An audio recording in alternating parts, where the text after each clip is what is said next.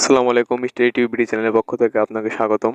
শিক্ষার্থী বন্ধুরা, গুচ্ছ ভর্তি পরীক্ষার সেকেন্ড মেরিট লিস্টের রেজাল্ট কবে দিবে, তো এটি নিয়ে আজকে আমরা আলোচনা করব। তো এখানে মূলত যে বিষয়টি হলো রেজাল্টটি কবে দিবে। এই রেজাল্টটি কিন্তু ঈদের পরে প্রকাশ করার কিন্তু সম্ভাবনা একটু বেশি রয়েছে। তো এটি নিয়ে আজকে আলোচনা করব। তো এটি কিন্তু অনেকে মনে কিন্তু প্রশ্ন থাকতে পারে। তো আমরা এই বিষয়ে মূল কথায় ফিরে যাই। তো এখানে যে আপনারা নোটিশটি দেখতে পাচ্ছেন, এটা কিন্তু প্রথম পর্যায়ের প্রথম যে মেরিট লিস্টে তারা রেজাল্টটি প্রকাশ করেছিল সেটি কিন্তু একটি নোটিশ। তো এই নোটিশে কিন্তু 5 তারিখ থেকে কিন্তু 8 তারিখ পর্যন্ত তারা সময় দিয়েছিল একটি কার্যক্রম, প্রথম পর্যায়ে যে প্রাথমিক ভর্তি যে কার্যক্রম, তো সেই কার্যক্রমের কিন্তু সময় কিন্তু শেষ হয়েছে। তো এখন শুধু দ্বিতীয় মেরিট লিস্টের রেজাল্টটি তারা প্রকাশ করবে। তো তারা এরকম একটি নোটিশ দিবে।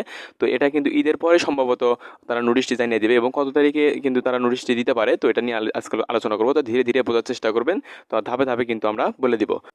তো এটার কার্যক্রম কিন্তু শেষ হয়েছে। তো আমরা একটু ক্যালেন্ডারটি দেখে দেবো জুন মাসের, তো কবে প্রকাশ হতে পারে এই রেজাল্টটি, সেকেন্ড মেরিট লিস্টের রেজাল্ট কবে প্রকাশ হতে পারে। তো আমরা জুন মাসের একটু ক্যালেন্ডারটি দেখে নেব, তাহলে কিন্তু বিষয়টা আমাদের ক্লিয়ার হয়ে যাবে। তো চলেন আমরা জুন মাসের ক্যালেন্ডারটি দেখে নিই। তো এখানে কিন্তু আপনার ক্যালেন্ডারটি দেখতে পাচ্ছেন। তো এখানে যদি ক্যালেন্ডার আমরা একটু তারিখ দেখে নিই, তো দেখেন গুচ্ছের দ্বিতীয় পর্যায়ের ফল প্রকাশের কিন্তু সম্ভাব্য সময় 26 জুন হতে পারে, এবং এটির কার্যক্রম চলবে 26 থেকে 28 জুন, এবং কাগজপত্র জমা 27 থেকে 29 জুন পর্যন্ত কিন্তু চলবে। 29 জুন পর্যন্ত চলবে দ্বিতীয় পর্যায়ে ভর্তি কার্যক্রম। তো এটি সর্বশেষ আপডেট কিন্তু জানানো হয়েছে, এবং সম্ভাব্য তারিখ হিসেবে এটি কার্যকর হবে বলে আশা করা যায়। ঈদের আগে যেহেতু ফল প্রকাশ করলে কিন্তু তারা একটি ভর্তি কার্যক্রমে একটা ব্যাপার রয়েছে। তো এখানে কিন্তু যেহেতু ভর্তি কার্যক্রমের ব্যাপার এবং রেজাল্ট প্রকাশ করবে ঈদের আগে, তো সেক্ষেত্রে কিন্তু ঈদের আগে কিন্তু ছুটি থাকছে। তো এই ছুটির জন্য অনেক বিশ্ববিদ্যালয় সেক্ষেত্রে বন্ধ হয়ে যেতে পারে, বন্ধের কিন্তু নোটিশ দিয়ে দিবে। তো সেক্ষেত্রে কিন্তু ভর্তি কার্যক্রমটি বন্ধ থাকার কারণে তারা কিন্তু ঈদের পরে কিন্তু এই কার্যক্রমটি নেওয়ার তারা সিদ্ধান্ত নিয়েছে।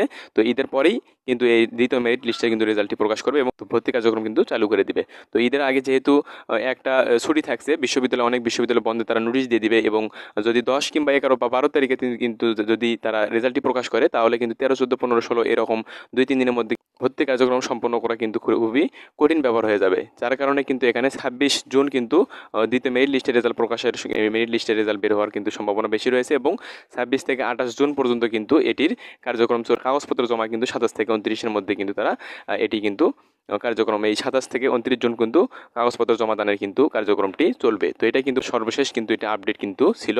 ঈদের পরেই কিন্তু রেজাল্টটি বের হবে, এবং ভর্তি কার্যক্রম কিন্তু চালু হওয়ার কিন্তু সম্ভাবনা রয়েছে। এটাই কিন্তু কার্যকর হবে বলে আশা করা যায়। তো সেকেন্ড মেরিট লিস্ট রেজাল্ট যখন বের হবে, তো বের হওয়ার পরে আপনাদের কি করতে হবে সেটা কিন্তু তারা এখানে জানিয়ে রেখেছিল যে প্রাথমিক ভর্তির সময়। তো এখানে কিন্তু তাদের সেকেন্ড মেরিট লিস্ট কিন্তু বের হওয়ার পরে কিন্তু আপনাদের এই কাজগুলোই কিন্তু আপনাদের করতে হবে। তো প্রথমে দেখেন, পছন্দক্রমে অন্তর্ভুক্ত যে কোনো বিশ্ববিদ্যালয়ে সংশ্লিষ্ট বিভাগে প্রাথমিক ভর্তির জন্য প্রথমবার নির্বাচিত হবার পরেও প্রাথমিক ভর্তি প্রক্রিয়া সম্পূর্ণ না করলে পরবর্তীতে কিন্তু জিএসটি গুচ্ছভুক্ত কোনো বিশ্ববিদ্যালয় ভর্তির জন্য বিবেচিত হবে না, এমনকি কোটায় কিন্তু ভর্তির জন্য বিবেচিত হবে না। তো এগুলো কিন্তু তারা শর্ত দিয়েছে, তো আপনারা একটু দেখে নিতে পারেন। তো প্রাথমিক ভর্তি ফি 5,000 টাকা কিন্তু অনলাইনে পরিশোধের পরেও নির্ধারিত সময়ের মধ্যে মূল কাগজপত্র জমা দিতে না পারলে কিন্তু ভর্তি বাতিল হয়ে যাবে, এবং জিএসটির কোনো বিশ্ববিদ্যালয় ভর্তির জন্য কিন্তু বিবেচিত হবে না।